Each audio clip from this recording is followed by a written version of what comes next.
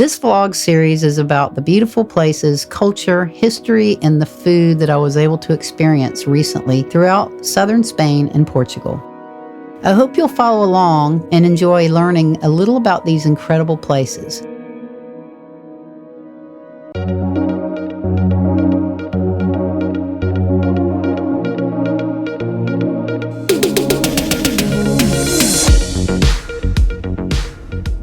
On day 3 of our trip, we had an enjoyable bus ride through the Andalusia region of southern Spain. As we left the city of Madrid and headed south, we witnessed miles and miles of agricultural landscapes, scenic mountains, and rolling valleys. From our window seats, we admired the fields of verdant olive trees, fruit trees, sunflowers, and vineyards etched perfectly through the terrain. About 3 hours into our trip, we took a detour and stopped in a charming little town called Valdepeñas, located in the center of grape-growing district, well known throughout Spain for its wine. Aside from the wineries, Valdepeñas has a rich history and culture. The town is home to several museums, including the Museum of Wine and the Museum of Contemporary Art. Our bus drove down the narrow streets with only inches between the old buildings before stopping at the entrance of the Bodega Las Estrellas Winery. This 5th century family-owned 200-year-old organic winery is located in what's known as the Castilla-La Mancha wine region, the home of Don Quixote. The owners produce wines naturally without additives or sulfites. We toured the winery, the cellar, and sampled their red, white, and rosé wines, along with a small sample plate of fresh bread with some sort of topping, said to be something Don Quixote enjoyed from the book. The host was very kind, the wine was tasty, and the tour was delightful.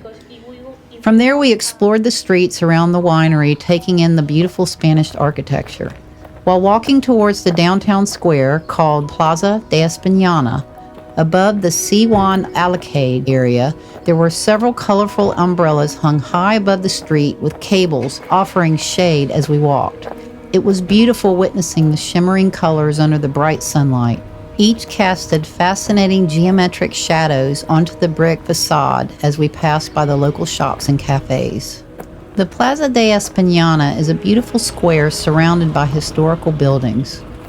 There we found a table outside one of the many cafes, and the server brought us some small complimentary bites of fried fish in a basket that were seasoned perfectly. Jose, being the perfect host, ordered some traditional tapas, including roasted potatoes with tomato, croquettes, and manchego cheese, all of which were delicious. I enjoyed the cold Spanish beer called Alhambra while relaxing under the shade of the umbrella in the summer heat.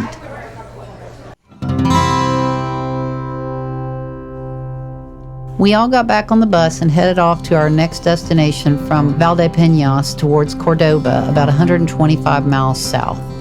The terrain showcased more of the same: olive trees, sunflower fields, and beautiful whitewashed buildings characteristic of the region's Arab and Roman influences.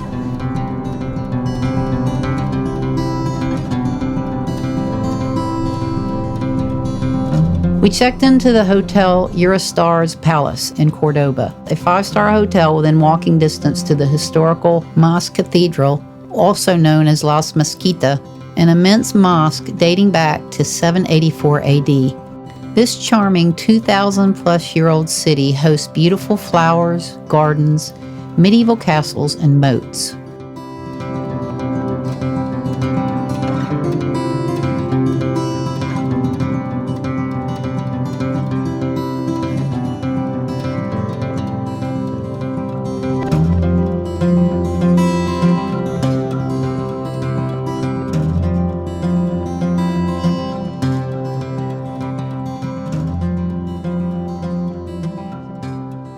Puente Romano crosses over the Guadalquivir River in Cordoba. The river is the 5th longest in the Iberian Peninsula and is the only major navigable river in Spain.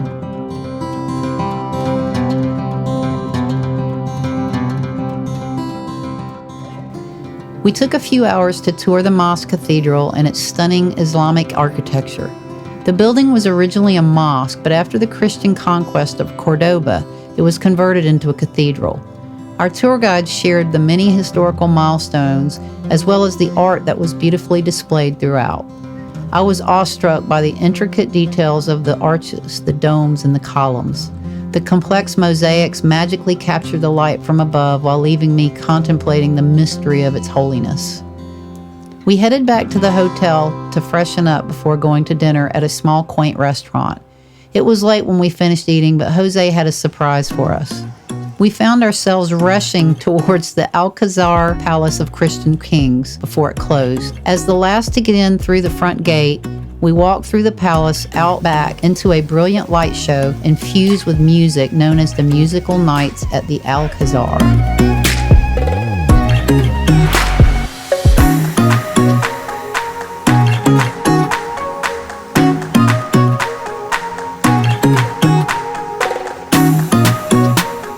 All throughout the area under the moonlight, music synced to colorful light projections on the ponds, fountains, gardens, and architectural structures. It was an enchanting experience of wonder and amazement for our entire group that lasted more than an hour.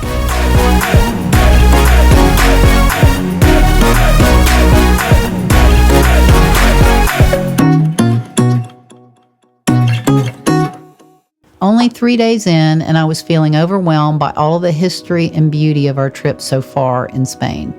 Each day we traveled hundreds of miles by bus and walked 6 to 7 miles by foot.